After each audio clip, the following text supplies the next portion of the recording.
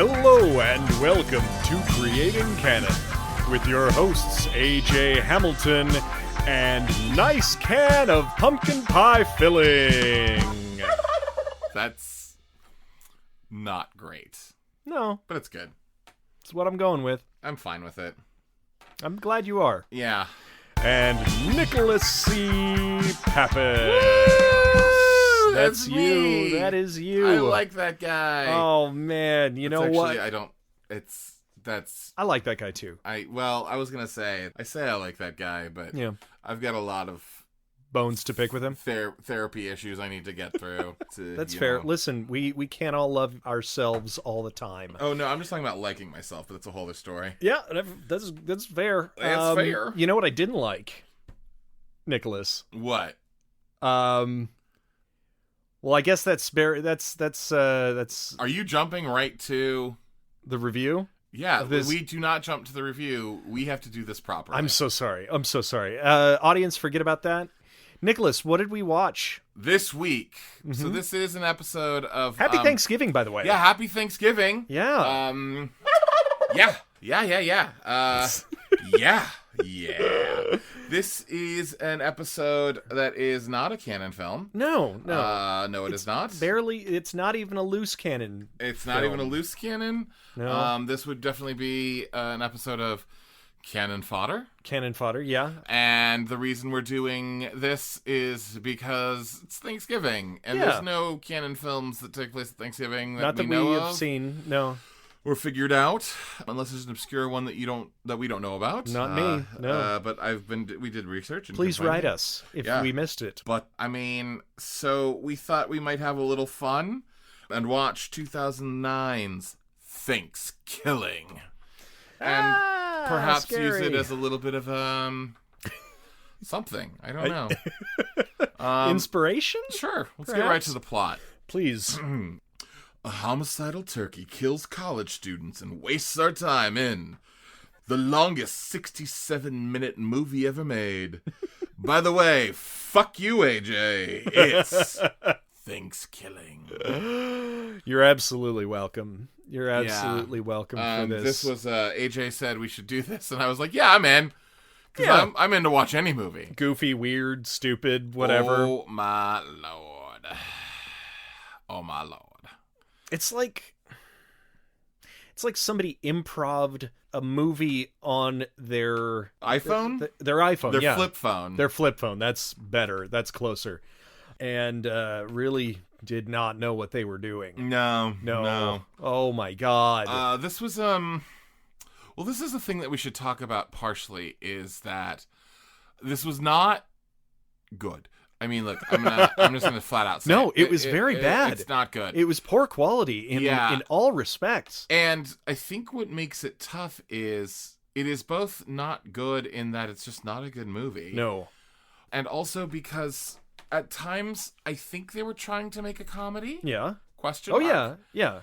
But the comedy wasn't funny. Right. There was no drama. It was not scary. It was not played down. So a movie like The Room is super enjoyable because they're trying to be they're earnest. They really are. Yeah, earnest they about were what they're trying doing. to make a good movie. So you get a sense of joy in a weird way. Mm-hmm. This does not feel joyful. One of the reasons we did pick this movie is the entire budget of the movie was $3,500. And shot in 11 days during the summer break between junior and senior year of college for director and writer Jordan Downey and writer Kevin Stewart. Right. So I guess in that sense, there is something interesting and admirable. Sure. I mean, well, Nick, about halfway through the movie, leaned over to me and said, "We could make a fucking movie." Yeah, that's exactly what I felt watching this was... if these idiots did it, and I'm sitting here watching it, the idiots talking right now could definitely do it. It's possible for everyone. Yeah, it's one of those things where it's like... maybe not everyone. We're jumping way to the end, but like, I will tell you right now, that is the thing about this movie that I am glad we watched it. Okay. Is it is inspiring in that just get your ass up off the fucking couch. Yes. just stop fucking talking about it and just go fucking do it. Mm-hmm. Because the thing about this that is kind of amazing is they did make a sequel called Thankskilling 3. They just skipped to the third one. Yeah, that was actually like a big part of the marketing was like, we just skipped to part 3. We're the only movie franchise ever to skip its first sequel. Yeah.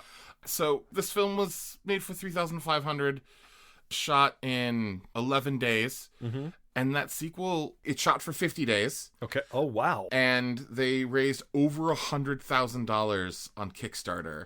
Oh, my God. The budget of the movie was $112,000. So they did something right, I guess. Yeah. Well, it's the cult following of this that really brought it into the world. I mean, I remember seeing it years ago, obviously. This is a decade gone. I feel like I saw it before it had a big release when it was like maybe on YouTube or something like that. And I've just seen random clips of it, sent by friends or something, because I don't think I watched it fully when it came out. Oh, I know for a fact that I had never heard of this until you mentioned it to me. I'm sorry. They couldn't find a person in the world to distribute the movie. Yeah. But they sold 1,000 copies of it on DVD in a year. Wow. Which, when you really think about that, at like $20 a pop, they have definitely... They made their money back. Yeah, and then some. Yeah. Because they could have sold them for $350 each. Really? And made their money back. Look, I don't know what to say about this movie. I took 2 pages of notes, and I don't want to talk about any of it. I really don't either. The biggest star of the movie is Wanda Lust, who was in Thankskilling, of course. Thankskilling 3. Wanda Lust also starred in Cock-Smoking Grannies. Mature Kink Orgy number 7. She was in Bust a Nut 5 and 6. MILF Does a Brother Good. Uh-huh. Porn star, if you did not figure that out. Oh. And I swear to God, so the movie opens with "The year is 1621, the olden days. Moments after the first Thanksgiving, ... And then the movie starts with a close-up of Wanda Lust's nipple. Yep. And the camera pans out to just her breasts sticking out of what I would say is a Halloween store pilgrim outfit that was purchased for $3. Immediately after Halloween, her boobs are just out for no reason. No. And then she is murdered by the turkey. Apparently that scene was supposed to be much more extravagant. Oh, really? Yeah. Oh, yeah. Apparently there was supposed to be a dinner scene and more boobs, probably. More boobs. A dinner scene with the Native Americans and pilgrims, but who has money for that? Yeah. Just hire a porn star. Just hire a porn star. Yes. Where the turkey gets to say to her right before he kills her, "Nice tits, bitch." Yeah. That's the first line of dialogue in this movie. It is the first line of dialogue in this movie. But, to give them the tiniest bit of credit... Do not. I will say that their tagline was "Gobble gobble motherfucker." Right. And then also "Warning, boobs in the first second." And they did not lie. They're not lying. Yeah. Truth in advertising. That's exactly. Good for them. Also, the ultimate low budget experience, a killer turkey horror comedy. Yep. This came out in 2009. Right. Which the movie Grindhouse came out in 2007, which was the Quentin Tarantino, Robert Rodriguez film. Yes. And if you remember, Grindhouse featured trailers. Mm-hmm. One directed by Robert Rodriguez for Machete. Right. Yes, of course. One directed by Edgar Wright for a movie called Don't. One was a trailer directed by Rob Zombie called Werewolf Women of the SS. Yeah. And then the last of the trailers was a trailer for directed by Eli Roth for a movie called Thanksgiving. Okay. And that was 2007. Yep. This was 2009. I almost guarantee what happened is these two guys saw that, said, "That's a pretty fucking funny concept. Let's do it." Wrote a script and then filmed it, because this was filmed in 2008. Yeah. And they probably spent one weekend on the script. Oh, if that. I feel like most of this was improv. Yeah. Honestly. But I'm just going to read a bunch of lines in this movie that I had to write down because I could not believe it. It's Thanksgiving, not Titsgiving. Sure. Yeah. Your legs are harder to shut than the John Benet Ramsey case. Listen, that I thought was kind of funny. It was kind of clever the first time it was said. And then later on in the movie, the same exact character makes the same exact joke as about if it's the same the exact first time. Yeah, and the other characters are like, oh my god, that's the funniest thing we've ever heard. And it was definitely one of those moments where I was like, she improv that on set, and then improv it again. And they just were like, perfect, let's do it. It's like they were going for the comedy rule of 3 because it does come back. Yes. There's a topper, not a topper, but like the final third one at the end. With the nerd.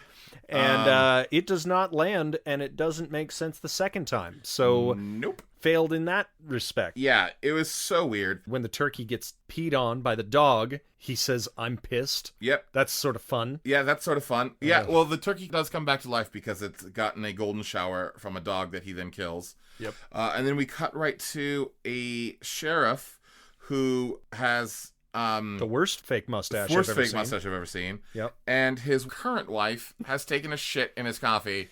Literally. And there's literally a line of, this coffee tastes like shit. And she said, well, that's because I shit in your coffee. Yeah. Tons of casual homophobia. Oh, yeah. The dumb character, who is the one who is also the promiscuous one. Yes. Who the John Bonet Ramsey line was about. Right. Is so dumb that she's not even a human. Her characteristic is playing with her hair and being, quote unquote, easy. Yeah. To the point where the turkey actually fucks her from behind. Yep. With a gravy flavored condom. Extra small. Yep. And after he fucks her, he says, "You just got stuffed." And then snaps her neck. And then he snaps her neck. This is just I can't even. The beginning of it. I feel like, so there's this also like, they made up a thing called turkeyologist. Yeah. Apparently they learn about the I don't know if story. I can do this anymore. I know. They learn about the story of the turkey, of this cursed turkey, from turkeyologists, and apparently it at the very weird, arbitrary date, it happens every 505 years. Which is really funny because it's only happened once before. And that was the original time. How do they know that it's going to happen again? What is going on? Yeah. I hate this movie. It feels like Brigadoon, where in Brigadoon there's the whole section of it happens like once every 75 years or whatever it is, or 250 years. Something. And it's only the second time that it's happened in the movies. Honestly, dude, I hate to say this. Yeah. I honestly don't know if I can do this because I feel so angry and bitter that I feel like we're turning off anybody who might be listening. Oh, I think so. Because I am so angry and bitter. The animation section with the Indians is so racist. Yeah. Nobody reacts to the fact that the turkey can talk. No, everybody reacts as if it's just another human being or just a natural, like, why are you here? Hey, how's it going, buddy? There's a dude in a car who the turkey got his thumb out or I guess, whatever. Yeah. Feather out. Dude in a car pulls up and he's like, hey, ass, gas, or grass, no one rides for free. And the turkey backs up and the man tries to fuck the turkey. Yep. The turkey turns around, holds a rifle to his says, head. Do you have a child? The guy goes, I've got a daughter. He says, call your daughter. And as he's talking to his daughter, the turkey blows his head off. Yep. Neat. The lead character, or arguably the lead character, are Jock, whose name is Johnny. Johnny. Johnny. Always the best name for a star of a horrible movie. Yeah. Thank you, The Room. Yep. Johnny, his parents are murdered by the turkey, and as he's driving away, fake crying, he goes, no more pumpkin pie, no more cranberry stuffing. Later on in the movie, he says to the girl who is like the female lead. Yeah. I don't even fucking know. Doesn't matter. Whatever. Kristen, yeah. He basically says to her, I'm glad this happened. Because now I have a girlfriend. And he's like the star football player. Yeah. Her dad is murdered. He's the sheriff that we talked about earlier. Yeah. And there's this weird... Can we talk about the weird sequence where the dad is dressed up like a turkey? This was This was genuinely my favorite scene. This was sort of funny, actually. Because the dad does, for whatever reason, dress up like a turkey. He has a reminder on the refrigerator that says, win contest with a picture of a turkey. I guess meaning that there is a costume contest? Yeah. So he's sitting there dressed as a turkey, and the turkey shows up to the door wearing those Groucho glasses, dressed as a man. I guess. So the two of them are having this conversation where the turkey thinks it's talking to a turkey, ? I guess. And the dad thinks he's talking to a little person. Yes. And keeps referencing that. Yes. Eventually the turkey kills the dad, and then wears the dad's face, a la... Leatherface or something, yeah. To which then the daughter and everyone else can't tell the difference between the dad and then the turkey wearing the dad's face. Right. So this is one of those things where, like... It's like a cartoon. Like cartoon logic. Yeah, well, that's the thing that's tough about it, is it's like, it's 1 foot in quote-unquote real life, 1 foot in cartoon logic. Yes. And I don't know what I'm supposed to be doing, because it constantly breaks the rules to be whatever's funny. Yeah. But then nothing is funny because I don't know what the rules are. Yeah. And also, the people who are acting in it are not good. Whoa. I'm just saying they're not good. What are you saying? Maybe if they were all in a porno, it would be decent acting. Nope. No, they were tough to watch. Yeah, each one of them again has one personality quirk. Seriously, like there's a fat guy who's fat. Who, during one of the montages, they're looking through books, and instead of reading, because apparently he can't read because he's stupid as well, he just has a handful of French fries. Where did the French fries come from? Hold on, I can explain that one. Oh, okay. All fat guys carry pockets full of French fries. Just in case they get into a situation where they need to read. I appreciate that because you learn something every day. Yeah, that's cool. That is a thing. Okay. As a guy who is fat. Right, yeah. Do you have any right now? I can... Could I... Yes. Could I have one? No, they're mine in case I have to read, you fucking idiot. Ugh, fuck you. Also, I really liked the pixelated moon. The pixelated moon. Worst. I actually really liked the camera lens that's so dirty and out of focus. It has filth on it. Filth, like literal filth. And not like it was like in a cool section where like mud gets kicked up. Right. It was just in a scene where they're driving in the car. Mm-hmm. The camera is facing one direction and everything's fine. The camera faces another direction. It's like someone spit on the camera and the spit dried and nobody wiped off the spit. Right. But yeah, so we've got 5 basic characters. We've got the fat guy who is fat. And like everything he does is fat. And like he rips off his own shirt and he's fat. Like that's his characteristic. We've got the dumb girl who's just dumb. And plays with her hair. We have the nerd who's a nerd and keeps wiping spittle away. It's so gross. We've got the jock who is a jock and a football player, and everything is related to football. That's all that matters. Yeah, he keeps saying audible. Life is not like a playbook. And then later on, he actually says, I just have learned from this whole experience, life is not like a playbook. And then like 2 minutes later, he's like, all right, here's the play, how we're going to do this and kill this turkey. We've got like the main girl who's like the innocent girl is to be boring. Yeah, very much so. Yeah. She's the one who makes the same John Benet Ramsey joke twice. Right. There's also really weird when Billy the fat guy is dying. Oh God. There's a whole alien chest burster, and that's where the classic line of this movie comes from. Gobble gobble, motherfucker. Yep. I like that they didn't give the turkey really any specific turkeyness. He makes Thanksgiving puns every once in a while, but he just sounds like a dude. He just sounds like a regular guy. Yeah. I mean, that's pretty much it. That is it. I mean, he just talks in a gruff voice. He's an angry turkey. Angry turkey. And at that point, he's still alive when his chest bursts. Yeah, well, his intestines are falling out, and then the nerd starts being like, "You're my best friend, Billy. You're my best friend. I love you, Billy." And then there's a song called Dead Best Friend. I think that will be my second favorite part of this movie. That was fun. That moment, I have to admit, was actually a lot of fun where he starts running around. And they're like eating ice cream together. High-fiving. They watched Night of the Living Dead. That was weird. Which is a connection for us. I guess. When the nerd dies, Billy shows up and he's like, "Come to heaven with me, Billy. There ain't no turkeys there."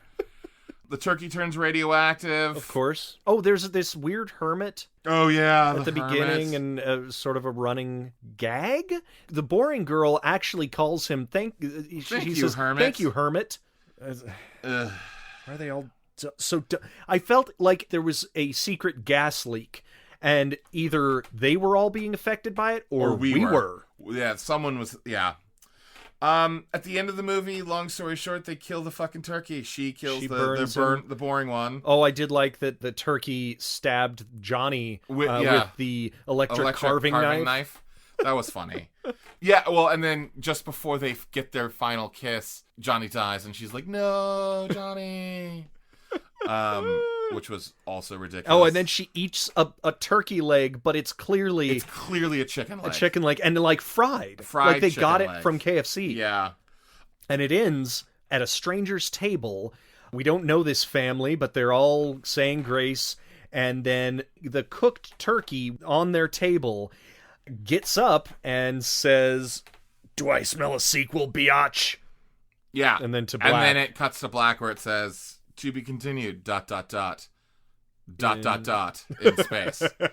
There were 6 dots. Yeah, there was. Look, I don't know if we need to say anything else about this movie. It was terrible. Yeah, it wasn't a great way to spend Thanksgiving. No, we thought it might be funny. Just a thing to laugh at. Just a lark. Yeah, it really... But it's a turkey instead. It's a real turkey. What a cock. Boy. That was a line from the movie, but I meant it about you. Oh, thank you. I appreciate that. Yeah. I think you'll agree, it made us mad. Yeah. And the movie was 67 minutes, and we checked the time 6 times. Yeah. It actually made us angry. It's so heinously... It doesn't belong streaming anywhere. It belongs on YouTube. It belongs on some just random 4chan website that you click across and you're like, oh, that scene was funny. It's free on Amazon Prime. Yeah. So whatever it's worth. Whatever. All right, Nick, what is going on next time? Well, Mr. Hamilton. Oh, yeah? We are going to take a look at the pre-Go-Go Boys years 1976 film. All right. The Zebra Force. Ooh. Which, at the time of the recording, is available on Amazon Prime. Okay, cool. It is also, I believe, available on YouTube.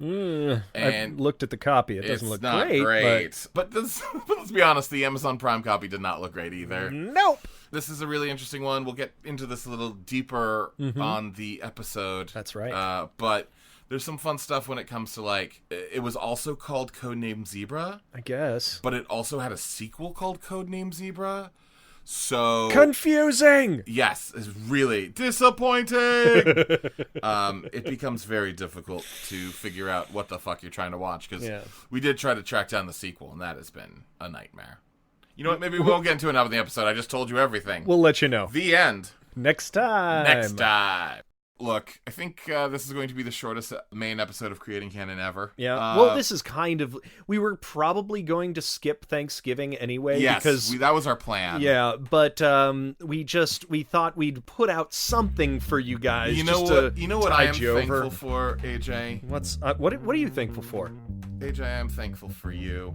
And this podcast and our listeners. Yeah. I'm thankful for you and, of course, our wonderful listeners. And I'm thankful that we get to do this each week. I am too. I mean, in all honesty. What are you not thankful for, though? Well, I am not thankful for the fact that I watched this movie. Right. And I'm also not thankful that I have decided that our yearly tradition is I'm going to make you sit down and watch Thankskilling every Thanksgiving, and we have to talk about it every year over and over again. I was going to say I was thankful that I never have to watch this movie again. Gobble, gobble, motherfucker. No! Good night. And good cannon.